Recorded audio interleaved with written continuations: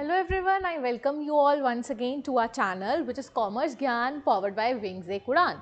आज हम लोग एक अपना नया चैप्टर स्टार्ट करने जा रहे हैं जो है aggregate supply and aggregate demand पे। एंड मेजॉरिटी स्टूडेंट्स को ये चैप्टर जो है थोड़ा डिफ़िकल्ट लगता है, बट डोंट वरी, हम लोग इस तरीके से इसको पढ़ेंगे कि ये चैप्टर आपको बहुत ईजी लगे। एंड इस पर एक टॉपिक है जो बहुत इंपॉर्टेंट है from exam point of view, वो वाला टॉपिक है how to derive the saving curve from the consumption curve. ठीक है, बट उसको स्टार्ट करने से पहले हम लोग पहले जानते हैं what exactly is the aggregate demand and aggregate supply. Then हम लोग चलेंगे कि एग्रीगेट डिमांड जो है वो इनकम के साथ इंक्रीज होती है या डिक्रीज होती है, एग्रीगेट सप्लाई पे क्या फर्क पड़ता है उसके ऊपर बात करेंगे। ठीक है, so let's start with the video. सबसे पहले यहाँ दिया गया है कंपोनेंट्स ऑफ डिटर्मिनेंट्स और the constituents of aggregate demand. Aggregate demand जो है वो कॉम्पोजिशन किस किस चीज की है। सबसे पहले है प्राइवेट कंजप्शन एक्सपेंडिचर आता है, इन्वेस्टमेंट एक्सपेंडिचर आता है, गवर्नमेंट एक्सपेंडिचर आता है, नेट एक्सपोर्ट आता है। यहाँ से थोड़ा समझना मुश्किल होगा, हम लोग इसको एक प्रॉपर तरीके से समझते हैं what exactly the demand is, और डिमांड बढ़ कैसे रही है, डिक्रीज कैसे हो रही है। चलो हम लोग सबसे पहले चलते हैं। डिमांड को पढ़ने से पहले हम लोग तीन चीजें देखते हैं। First we are having a need, want and demand. What exactly the difference between need, want and demand. ठीक है, अगर मैं नीड की बात करूं, नीड क्या है? नेसेसिटीज है। What is need? Need is this necessities due जिसके बिना इंसान का जीना मुश्किल है। We can say food, house, water. So need क्या है? नेसेसरी चीजें हैं लाइफ को सस्टेन करने के लिए। अगर हमारे पास इनकम अगर जीरो भी है, अगर कोई पर्सन इनकम अर्न कर भी नहीं रहा है, उस टाइम पे भी जो नीड होगी हमारे पास, उस चीज की मार्केट में क्या हो रही होगी? खरीदारी हो रही होगी। अगर मैं बात करूं फूड की, अगर किसी पर्सन की इनकम जीरो है, वो कुछ अर्न नहीं कर रहा है, बट वो खाना तो खाएगा ही खाएगा, चाहे वो पैसा उधार पे लेके खाना खाए या ऐसे खाना खाए, बट वो खाना तो खाएगा ही खाएगा। सो नीड एक ऐसी चीज है जिस बेसिक नेसेसिटीज ऑफ लाइफ है। अगर इनकम जीरो होगी, स्टिल उस चीज की डिमांड मार्केट में क्या हो रही होगी? क्रिएट हो रही होगी। देन आती है वांट। वांट होता है जो हम लोग चाहते हैं, हम लोग डिजायर कर रहे हैं। मैं डिजायर कर रही हूं मेरे पास एक अच्छी सी गाड़ी हो, बट मेरे पास इतने पैसे नहीं है कि मैं उस गाड़ी को अफोर्ड कर सकूं। सो वांट क्या होगी? डिजायर होगी, जो मैं चाह रही हूं पाना, but I am not be able to buy that particular thing. अब मैं बोलती हूँ आईफोन 16 प्रो मैक्स लेना मेरी क्या है? वांट है, मेरी क्या है? डिजायर है। बट मेरे पास इतने अभी पैसे नहीं है कि मैं उस आईफोन 16 प्रो मैक्स को खरीद सकूं। बट जब मेरे पास इतनी इनकम हो जाएगी कि मैं इस 16 प्रो मैक्स को खुद खरीद सक रही हूं, तो वो डिजायर मेरी किस में बदल जाएगी? डिमांड में बदल जाएगी। सो वांट मतलब मैं कोई पर्टिकुलर चीज चाहती हूं खरीदना, बट मैं उस चीज को खरीद नहीं पा रही हूं। जब उस पर्टिकुलर चीज को मैं खरीद पाऊंगी, तो वो पर्टिकुलर चीज क्या हो जाएगी? डिमांड हो जाएगी। एंड नीड क्या है? बेसिक चीज है। अगर मैं यहाँ पे एग्रीगेट डिमांड की बात करूं, मतलब मार्केट में कंज्यूमर उन सभी चीजों को खरीद रहे हैं। कंज्यूमर क्या कर रहे हैं? गुड्स को भी खरीद रहे हैं, सर्विसेज को भी खरीद पा रहे हैं, क्योंकि उनके पास इतनी परचेजिंग पावर है। वांट थी डिजायर, आईफोन 16 प्रो मैक्स लेना मेरी डिजायर है, बट मेरे पास इनकम नहीं है, मेरे पास इतने पैसे नहीं है कि मैं 16 प्रो मैक्स खरीद सकूं। बट जब इस 16 प्रो मैक्स को खरीदने के लिए मेरे पास पैसे आ जाएंगे, तो ये जो वांट होगी ये किस में कन्वर्ट हो जाएगी? डिमांड में कन्वर्ट हो जाएगी। सो एग्रीगेट डिमांड मतलब मार्केट में सभी कंज्यूमर गुड्स भी खरीद रहे हैं, सर्विसेज भी खरीद रहे हैं, एंड उनके पास उतनी परचेजिंग पावर है कि वो इस पर्टिकुलर चीज को खरीद सके। अब बोला गया था एग्रीगेट डिमांड जो है उसमें चार चीजें आती हैं। प्राइवेट कंजप्शन एक्सपेंडिचर, हम लोग देखते हैं aggregate demand consist of private consumption expenditure,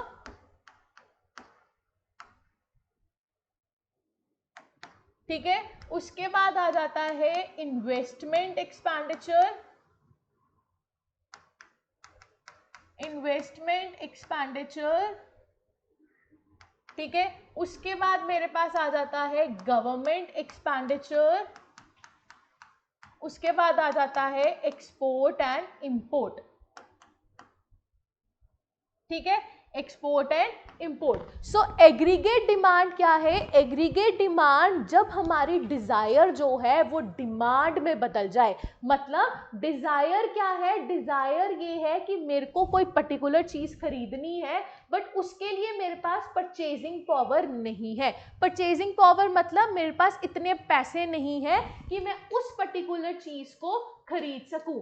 जब ये पर्टिकुलर डिजायर मेरी डिमांड में कब कन्वर्ट होगी? जब उस पर्टिकुलर चीज को खरीदने के लिए मेरे पास क्या आ जाएगी? परचेजिंग पावर आ जाएगी। So aggregate demand is the demand when the person is having a particular purchasing power to buy that particular thing from the market. Okay, अब कह रहा है aggregate demand consist of private consumption expenditure, investment expenditure, government expenditure, export and import. Private consumption मतलब जब भी कोई individual अपनी consumption के लिए कुछ चीज खरीद रहा है मार्केट में से, that is called your private consumption expenditure. Investment मतलब अब कोई इंडिविजुअल क्या कर रहा है? पैसे इन्वेस्ट कर रहा है सो दैट वो कोई बिजनेस स्टार्ट कर सके। गवर्नमेंट एक्सपेंडिचर मतलब गवर्नमेंट अब कोई इन्वेस्टमेंट एक्सपेंडिचर कर रही है, लाइक गवर्नमेंट ने एम्स बनाया, गवर्नमेंट ने खर्चा किया, रोड्स बना रही है गवर्नमेंट खर्चा कर रही है। सो गवर्नमेंट जब भी एक्सपेंडिचर इंफ्रास्ट्रक्चर डेवलपमेंट के लिए पैसा लगाएगी, दैट पर्टिकुलर पैसा is known as your government expenditure. Export and import मतलब हम लोग बाहर सामान भेज रहे हैं और वहां से सामान ला रहे हैं, तो वो भी क्या हो रहा है? हमारे पास एक्सपेंडिचर क्रिएट हो रहा है। लोग हमारा सामान खरीद रहे हैं और हम लोग लोगों का सामान खरीद रहे हैं, तो डिमांड में क्या आता है? जब भी पर्टिकुलर चीज हम लोग खरीद सके, when we are able to purchase something from the market, that particular thing is known as your demand. So aggregate demand हम लोगों ने समझ ली। अब हम लोग चलते हैं वापस से उसके ऊपर। सो एग्रीगेट डिमांड में consumption expenditure, investment expenditure, government expenditure, net export. चलो अब नेक्स्ट पार्ट करते हैं। अब देखो ये टेबल बहुत इंपॉर्टेंट है। एग्रीगेट डिमांड में consumption, investment, government, export and import आता है, बट ये टेबल बोल रहा है इनकम 0 है, स्टिल कंजप्शन कितनी हो रही है? 20 हो रही है। इनकम इंक्रीज हुई, कंजप्शन इंक्रीज हुई, इनकम इंक्रीज हुई, कंजप्शन इंक्रीज हुई, इनकम इंक्रीज हुई, कंजप्शन इंक्रीज हुई, इनकम इंक्रीज हुई, कंजप्शन इंक्रीज हुई। But the main point is जब भी हमारी इनकम 0 है, इनकम 0 है और उस टाइम पे जब मार्केट में कंजप्शन हो रही है, that particular consumption is known as your autonomous consumption. So question paper में आता है what is autonomous consumption? Autonomous consumption is when income is 0 but still market में consumption expenditure create हो रहा है, that particular consumption is known as your autonomous consumption. ठीक है, ये इन्वेस्टमेंट हमारी फिक्स रहेगी, तो एग्रीगेट डिमांड यहां से हम लोगों ने निकाल ली। ठीक है, ओके, अब हम लोग यहाँ पे देखते हैं the work graph. X axis represent the national income, Y axis represent the consumption expenditure. ये हमारा क्या है? इनकम जा रही है, ये हमारा क्या जा रहा है? कंजप्शन जा रहा है। ये जो पॉइंट होगा ये क्या होगा हमारे पास? इक्विलिब्रियम पॉइंट, जब कंजप्शन और इनकम हमारी इक्वल होंगी, मतलब मार्केट में 0 सेविंग्स हो रही है। अब इसको एक बार देखते हैं कि इसका मतलब क्या है। ओके, सबसे पहले पढ़ते हैं autonomous consumption. Autonomous consumption when income is 0 but still there is a consumption expenditure, but consumption expenditure but still there is a consumption expenditure, or we can say consumption expenditure is not equals to zero. So autonomous consumption का मतलब income zero है but still market में consumption expenditure जो है वो create हो रहा है. उस कंजप्शन एक्सपेंडिचर को हम लोग बोलते हैं ऑटोनमस कंजप्शन होना. अब हम लोग नेक्स्ट पार्ट पे चलते हैं जो बहुत इंपॉर्टेंट है. We are going to study here the consumption function. Most important consumption function. What is consumption function? Consumption function is the relationship. Consumption function is the relationship between consumption and income. ठीक है. Consumption function is the relationship between consumption and income. When income is zero, consumption expenditure 20. अब income मेरी हो गई 10, consumption expenditure मेरा हो गया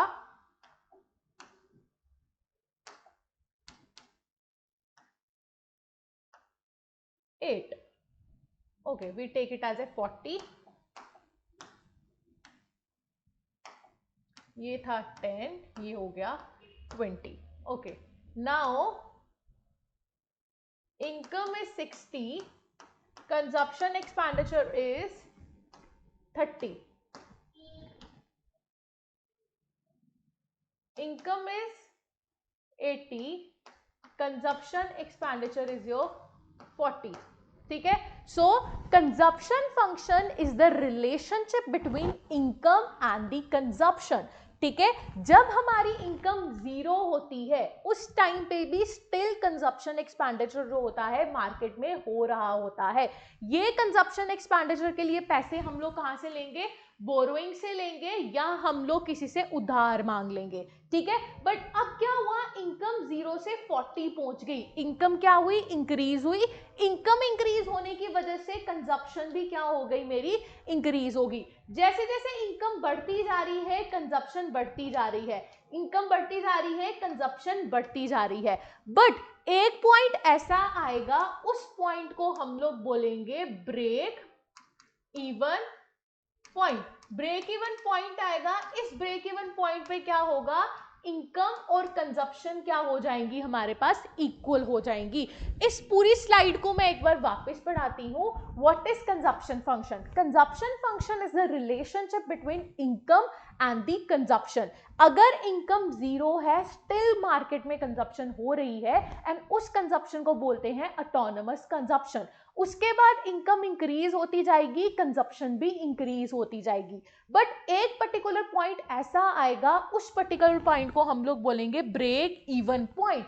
इस पर्टिकुलर पॉइंट पे कंजप्शन और इनकम दोनों इक्वल होंगी. ठीक है. 2 स्टेजेस आ गई. स्टेज 1 ये हो गई, स्टेज 2 ये होगी. अब थर्ड स्टेज आएगी. अब इनकम ज्यादा है, कंजप्शन एक्सपेंडिचर क्या हो रहा है? कम हो रहा है. क्योंकि ब्रेक इवन पॉइंट के बाद हम लोग क्या करेंगे? इनकम को सेव करना क्या करेंगे? शुरू कर देंगे. सो ये था मेरा कंजप्शन फंक्शन. ठीक है. चलो अब हम लोग चलते हैं नेक्स्ट पार्ट पे. मैंने भी इस ग्राफ को पूरा समझा दिया, कंजप्शन फंक्शन समझा दिया, ब्रेक इवन पॉइंट समझा दिया. देखो यहाँ पे क्या है मेरे पास, अगर मैं यहां से बात करूं, इनकम मेरी नीचे है, कंजप्शन मेरा ऊपर है. मतलब जब इनकम जीरो है स्टिल मार्केट में कंजप्शन हो रही है. अब जैसे जैसे इनकम बढ़ती जा रही है वैसे वैसे सेविंग्स भी, कंजप्शन भी मेरी बढ़ती जा रही है. बट ये ई पॉइंट एक ऐसा पॉइंट आया जहां पे इनकम और कंजप्शन क्या है? इक्वल है. ये पर्टिकुलर पॉइंट जो है शो कर रहा है कि इनकम एंड कंजप्शन जो है वो इक्वल है.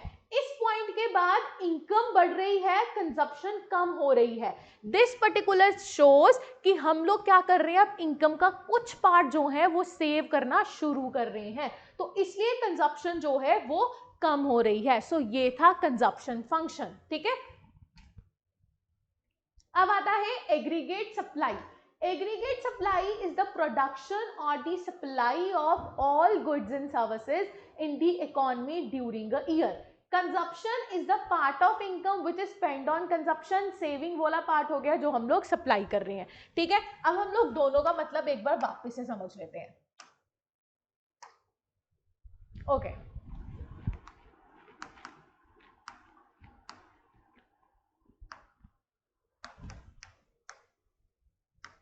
एग्रीगेट डिमांड का मतलब एक बार वापस से समझते हैं, फिर एग्रीगेट सप्लाई समझते हैं।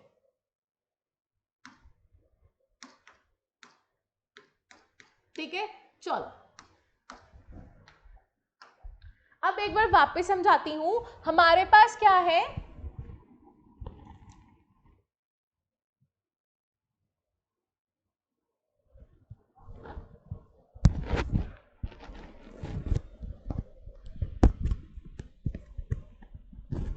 चलो एग्रीगेट डिमांड। एग्रीगेट डिमांड होता है जब हमारी जो वांट है, when want convert to demand, this is called your aggregate demand। अब आप बोलोगे what is demand? डिमांड होता है जब हम लोग किसी पर्टिकुलर चीज की डिजायर कर रहे हैं। मैं चाह रही हूं कि वो पर्टिकुलर गाड़ी मेरी हो, बट उस गाड़ी को खरीदने के लिए मेरे पास परचेजिंग पावर नहीं है, मतलब मेरे पास इतने पैसे नहीं है। सो जब किसी चीज को खरीदने का मन हो बट उस चीज को खरीदने के लिए पैसे ना हो, दैट पर्टिकुलर चीज is known as your want. जब इस पर्टिकुलर वांट हमारी डिमांड में कन्वर्ट हो जाए, मतलब डिजायर किस में कन्वर्ट हो रही है, डिमांड में कन्वर्ट हो रही है, क्योंकि अब मेरे पास परचेजिंग पावर आ गई है उस चीज को खरीदने के लिए। सो जब हमारी डिजायर डिमांड में कन्वर्ट हो जाएगी, जब डिजायर के लिए हमारे पास इतने पैसे होंगे कि हम उस पर्टिकुलर चीज को खरीद पाएंगे, दैट पर्टिकुलर चीज हमारी क्या बन जाएगी, डिमांड। सो डिमांड जब हम लोग सभी कंज्यूमर की डिमांड को ऐड कर देंगे, that is known as your aggregate demand. Okay, अब हम लोग पढ़ते हैं एग्रीगेट सप्लाई। सप्लाई का मतलब उन सभी गुड्स की और सर्विसेज की सप्लाई करना। Supply of goods and services which are demanded in the market, so that demand equals to supply हो जाए। जितनी मार्केट में डिमांड हो रही है, प्रोड्यूसर उतनी चीजें सप्लाई कर पा रहा है। जब हमारी डिमांड इक्वल्स टू सप्लाई हो जाएगी, that particular point is known as your equilibrium point. So ये था हमारे पास एग्रीगेट सप्लाई। ओके,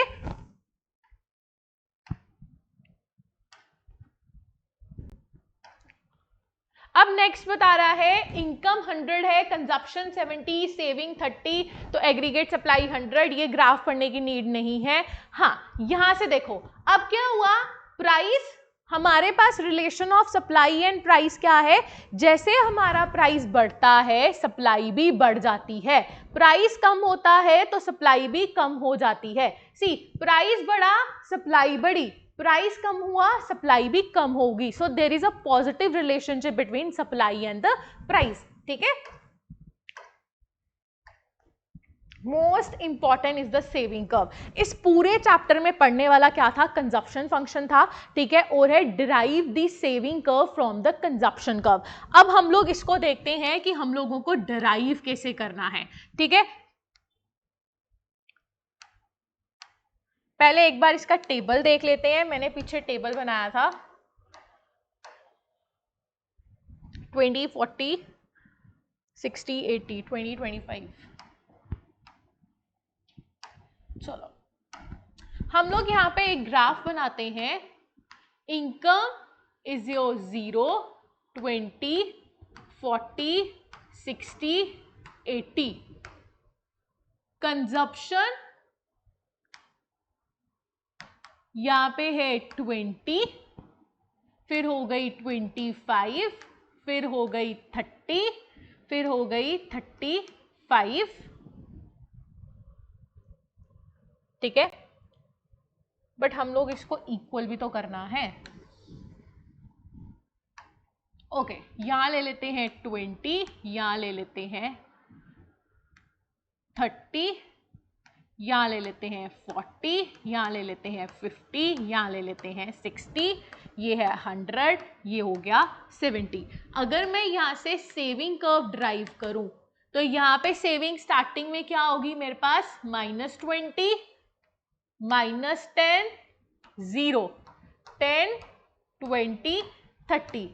जब भी तुम लोगों को किसी का कर्व ड्राइव करने को बोला जाए, सबसे पहले डेफिनेशन दो। उन्होंने क्या बोला, drive the saving curve from consumption curve. ठीक है, सबसे पहले सेविंग कर्व की, व्हाट इज सेविंग, सेविंग को एक्सप्लेन करो, व्हाट इज कंजप्शन, कंजप्शन को एक्सप्लेन करो। उसके बाद ये शेड्यूल बनाओ, शेड्यूल के बाद डायग्राम बनाओ, डायग्राम के बाद उस डायग्राम को एक्सप्लेन करो। ये होता है किसी का आंसर लिखने का तरीका। अब देखो, जब मार्केट में इनकम 0 है, उस इनकम पे स्टिल हम लोग क्या कर रहे हैं, कंजप्शन कर रहे हैं। ये जो पर्टिकुलर पॉइंट हुआ, ये जो पर्टिकुलर पॉइंट यहां क्रिएट हो रहा है, this particular point is known as your autonomous consumption. इसको क्या बोलेंगे, ऑटोनमस कंजप्शन। आई होप समझ में आया होगा। जब हमारी इनकम 0 है, उस पर्टिकुलर टाइम पे कंजप्शन क्या है, 20 है। सो जब भी इनकम 0 है, स्टिल कंजप्शन मार्केट में हो रही है, उस पर्टिकुलर पॉइंट को बोलते हैं ऑटोनमस कंजप्शन। और इधर सेविंग क्या हो रही है, नेगेटिव हो रही है। अब क्या हुआ, इनकम इंक्रीज हुई बट स्टिल जो कंजप्शन है वो ज्यादा है। इस टाइम पे भी सेविंग्स क्या है, नेगेटिव है। अब क्या हुआ, consumption and income is equals to your 0। This particular not equals to 0, consumption and income क्या है, इक्वल है। When consumption is equals to your income, this particular point is known as your break even point. ठीक है, अब income बढ़ रही है, consumption भी बढ़ रही है, बट इतनी फास्ट नहीं बढ़ रही है। सो ब्रेक इवन पॉइंट के बाद ऐसा पॉइंट आएगा जब लोग क्या करना शुरू कर देंगे, सेविंग्स करना शुरू कर देंगे। अगेन इनकम बढ़ी, कंजप्शन तो बढ़ी, बट स्टिल मार्केट में क्या हो रही है, सेविंग हो रही है। सो अब हम लोग बात करते हैं how to derive the saving curve from consumption curve. उसका हम लोग शेड्यूल देख लेते हैं। शेड्यूल क्या है, सबसे पहले इनकम 0 है, जब इनकम 0 है उस पॉइंट पे स्टिल कंजप्शन हो रही है। इनकम 0 हो गई, स्टिल कंजप्शन हो रही होगी, उस पर्टिकुलर पॉइंट को बोलेंगे ऑटोनमस कंजप्शन पॉइंट। और इस पॉइंट पे सेविंग्स क्या होंगी, नेगेटिव होंगी। अब इनकम इंक्रीज हुई बट स्टिल कंजप्शन जो है वो ज्यादा है इनकम से, इस पॉइंट पे भी सेविंग क्या है, नेगेटिव है। उसके बाद थर्ड पॉइंट आएगा जब हमारे पास इनकम और कंजप्शन क्या हो जाएंगी, इक्वल हो जाएंगी। जब इनकम और कंजप्शन इक्वल है, उस टाइम पे सेविंग क्या है, 0, और ये पॉइंट क्या हो जाएगा, ब्रेक इवन पॉइंट हो जाएगा। उसके बाद इनकम बढ़ रही है, कंजप्शन भी बढ़ रही है, बट इनकम ज्यादा फास्ट बढ़ रही है। इसका मतलब मार्केट में क्या हो रही है, सेविंग हो रही है। अगेन इनकम इंक्रीज हुई, अगेन कंजप्शन इंक्रीज हुई, बट इतनी फास्ट नहीं हुई। तो स्टिल मार्केट में क्या हो रही है, सेविंग हो रही है, सेविंग हो रही है। सो ये था हमारा schedule of deriving saving curve from consumption curve. Okay, अब इसकी डेरिवेशन देखते हैं ग्राफ के through. Okay, this is my income side, this is my consumption expenditure. Okay, ये 0। इनकम हमेशा मेरा 45 डिग्री एंगल बनाएगी और इनकम हमेशा 0 से स्टार्ट होगी, और कंजप्शन हमेशा बाद से स्टार्ट होगी। ये हो गया consumption. This particular point is known as your E point and this particular point is known as your break even point, because at this point consumption is equals to your income. Okay, अब यहां पे हम लोग बनाते हैं saving curve. This is your 0। अब saving क्या जाएगी, नेगेटिव जाएगी। सेविंग क्या जा रही है, नेगेटिव जा रही है।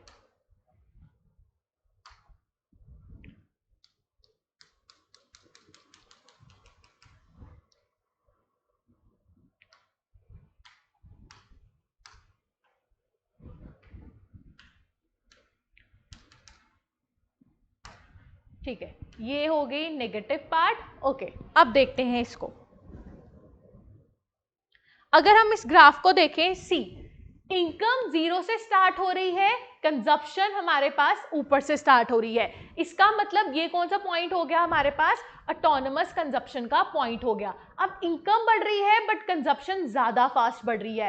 अब ई पॉइंट ऐसा आया जहां पे इनकम और कंजप्शन इक्वल हो गई एंड इस पर्टिकुलर पॉइंट को बोलेंगे ब्रेक इवन पॉइंट। एंड इस पर्टिकुलर पॉइंट में जो हमारी सेविंग्स है वो क्या थी? 0 के बराबर थी। तो सेविंग क्या होगी? 0 के बराबर। और जब इनकम कंजप्शन से कम थी उस टाइम पे सेविंग क्या हो रही थी? नेगेटिव हो रही थी। सो यहां से पता चल गया जब कंजप्शन ज्यादा है सेविंग नेगेटिव है, जब कंजप्शन और इनकम इक्वल हुए तो उस टाइम पे सेविंग क्या हो गई? 0 हो गई। अब इनकम ज्यादा फास्ट बढ़ रही है, कंजप्शन लो हो गई है इनकम से, उस टाइम पे जो सेविंग होगी वो क्या हो जाएगी? पॉजिटिव हो जाएगी। सो ये था हमारा ग्राफ जहां से हम लोगों ने सेविंग कर्व को ड्राइव किया कंजप्शन कर्व से। आई होप समझ में आया होगा। इस पूरे चैप्टर में मोस्ट इंपॉर्टेंट टॉपिक है what is aggregate demand.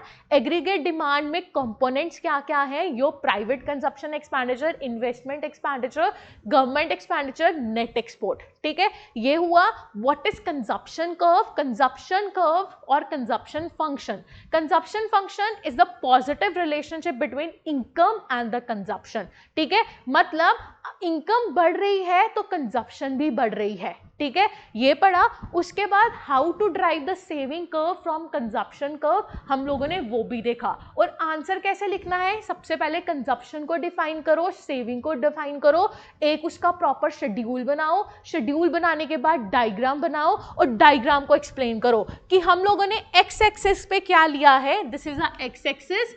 X axis पे हम लोगों ने इनकम ली है और वाई एक्सिस पे हम लोगों ने कंजप्शन लिया है। जब इनकम 0 है, कंजप्शन स्टिल हो रही है, this particular part is known as autonomous consumption. Second point, जब इनकम बढ़ रही है कंजप्शन भी बढ़ रही है, but income curve is below the consumption curve which means consumption increase more than income. Okay, third stage, when income is equals to your consumption, that particular point is known as your break even point, and at that particular point our saving is equals to your what? 0।